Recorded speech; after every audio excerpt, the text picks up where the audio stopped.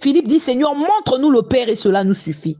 Jésus dit, il y a si longtemps que je suis avec vous et tu dis que tu ne m'as pas connu, Philippe.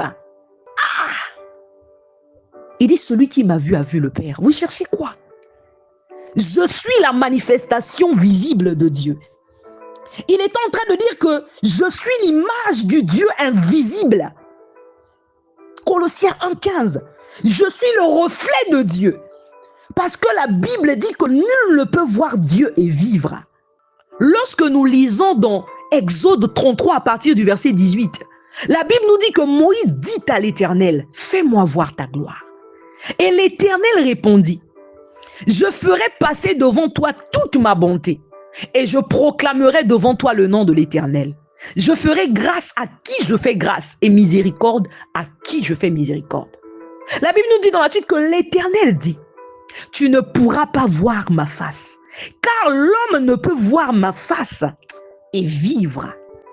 Mais bizarrement, au même chapitre, au verset précédent, au verset 11, la Bible nous dit que Moïse parlait avec Dieu face à face. Mais Dieu dit à Moïse que nul ne peut voir ma face et vivre. Bien aimé, la parole de Dieu ne se contredit pas. Elle se complète. En méditant, si vous avez l'impression qu'il y a contradiction, c'est qu'il y a quelque chose que vous avez loupé. Il dit, voici un lieu près de moi. Tu te tiendras sur le rocher. Hey! Il dit, quand ma gloire passera, je te mettrai dans un creux du rocher et je te couvrirai de ma main jusqu'à ce que j'ai passé.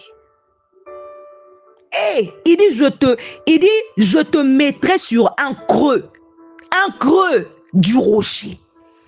Je te couvrirai de ma main.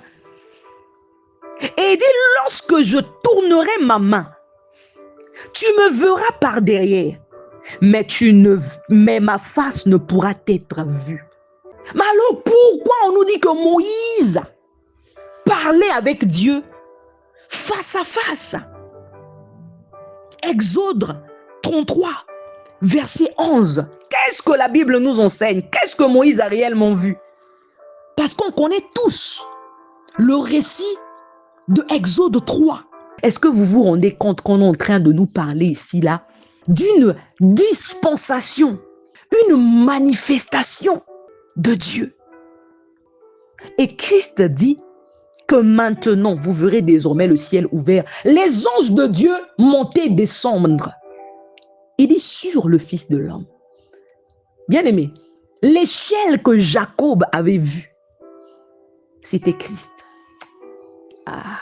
Il dit dans Jean 1, au verset 51, en vérité, je vous le dis, vous verrez désormais le ciel ouvert et les anges de Dieu monter et descendre sur le Fils de l'homme. Ça vous rappelle quoi?